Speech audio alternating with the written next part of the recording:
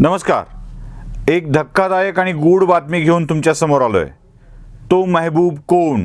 हा एकच प्रश्न आता औरंगाबाद आणि बीड जिल्ह्यामध्ये विचारला जातोय. कोण महबूब? कोण आहे बलात्कारी?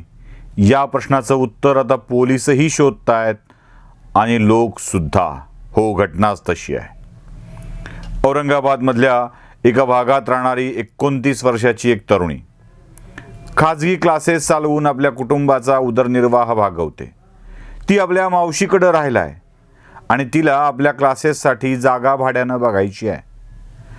ती भाड्यानं जागा शोधत असतानाच तिची भेट एका तरुणाशी होते आणि हा तरुण पॉलिटिकली वेल कनेक्टेड असल्याचं तिच्या लक्षात येतं.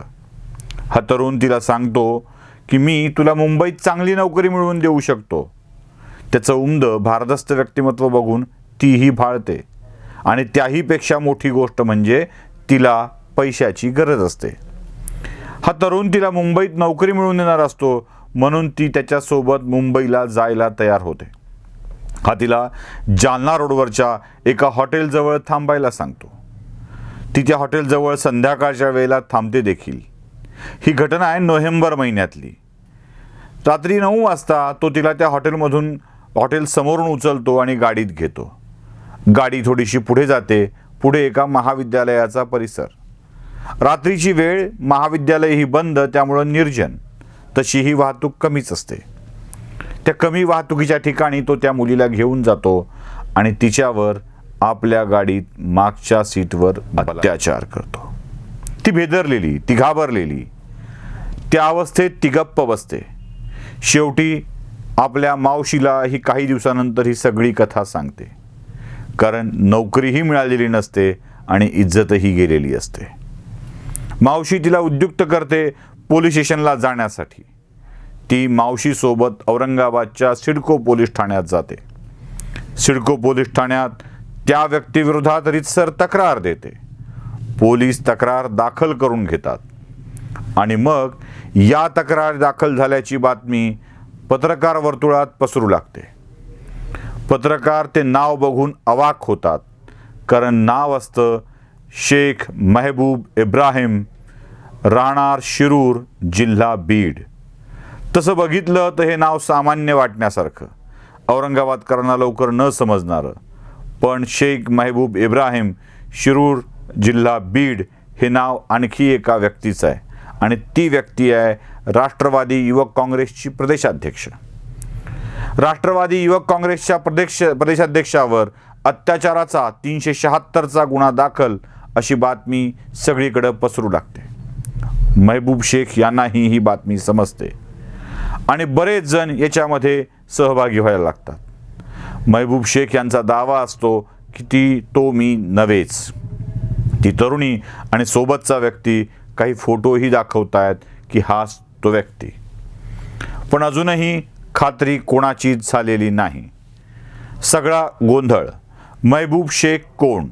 शिरूर कासारमधल्या लोकांच्याकडं पत्रकार विचारणा करायला जातात की आणखी कोणी महबूब इब्राहिम शेख या नावचे व्यक्ती तिथं आहेत का?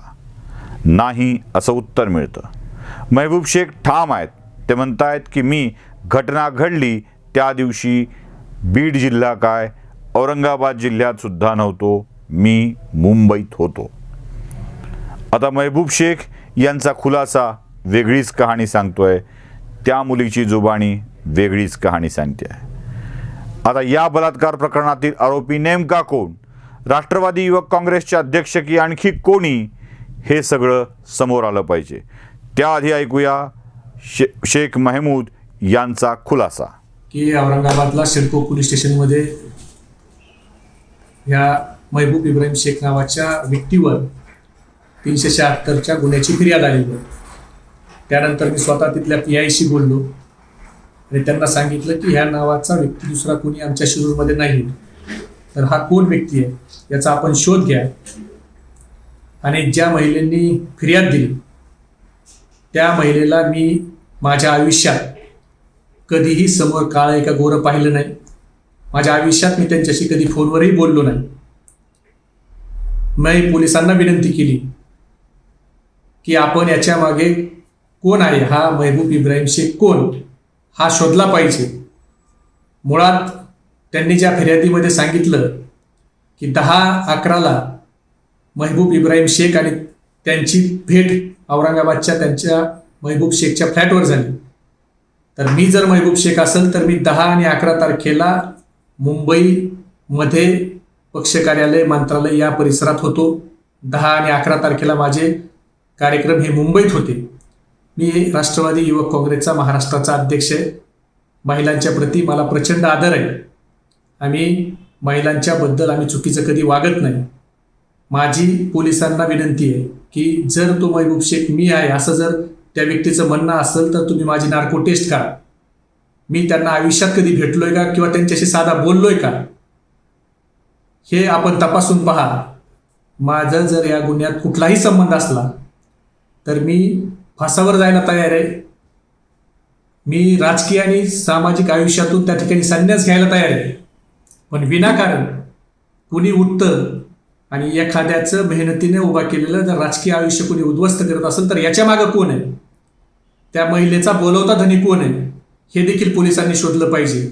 14 तारखेला जे त्यांनी उल्लेख केला की 14ला त्यांच्यावर अतिप्रसंग करण्यात आला, तर 14ला मी माझ्या गावाकडे होतो. मी त्याचे सगळे पुरावे पोलिसांना द्यायला तयार आहे. त्यांनी माझ्या मोबाईलच्या सगळ्या हिस्ट्र्या काढाव्यात, माझ्या सगळ्या हिस्ट्र्या काढाव्यात. पण मी जर याच्यात दोषी असलो तर मला वाटेल ती शिक्षा द्यावी. पण मी याच्यात दोषी नाही. आणि माझं राजकीय आयुष्य माझ्यासारख्या सर्वसामान्य कुटुंबातल्या पोरांनी जे राजकीय काही घडवलंय ते जर विनाकारण कुणी जर ते राजकीय आयुष्य उद्ध्वस्त करण्याचा प्रयत्न करत असेल तर त्या महिलेचा बोलवता धनी कोण आहे हा देखील पोलिसांनी शोधला पाहिजे.